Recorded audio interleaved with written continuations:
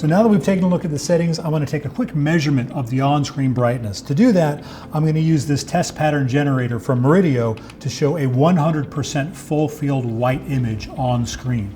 And as far as taking a measurement is concerned, well, I have the Jetty 1511 spectroradiometer. So let's take a measurement and we can find out exactly how much on-screen brightness this Epson QL-3000 is producing. And as we can see, we have 232 nits of on-screen brightness. And we're going to take a measurement now of the effective on-screen brightness. 96.1 nits.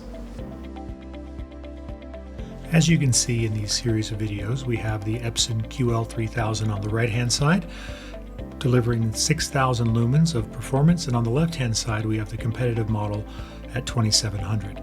In all of these scenes that you're going to be looking at, there clearly is a difference in overall brightness or average picture level, as well as peak brightness. And as you're looking at these scenes are all shot in Hawaii, part of a kind of a nature documentary. And the vast majority of these scenes are shot during the daytime, naturally lit. And what you're going to find is there's a fairly significant difference in the overall presentation of how these two projectors deliver this viewing experience. Again, this is high dynamic range video, shot outside, naturally lit, during the daytime. The weather looks fantastic. And as you're looking at clips, especially this one here, as well as the various clips as we go through, you'll see that the Epson QL-3000, thanks to having 6,000 lumens of peak brightness, is really able to recreate the feeling of being outside during the daytime, or here's more of a dusk kind of shot. I assume dusk, it could be sunrise, but let's call it dusk. And it gives you the feeling of a more natural, accurate viewing experience. Whereas the projector on the left, limited to only 2,700 lumens, just produces a much darker overall viewing experience, where we're robbed of the kind of natural brightness that you would expect to find when you're standing outside.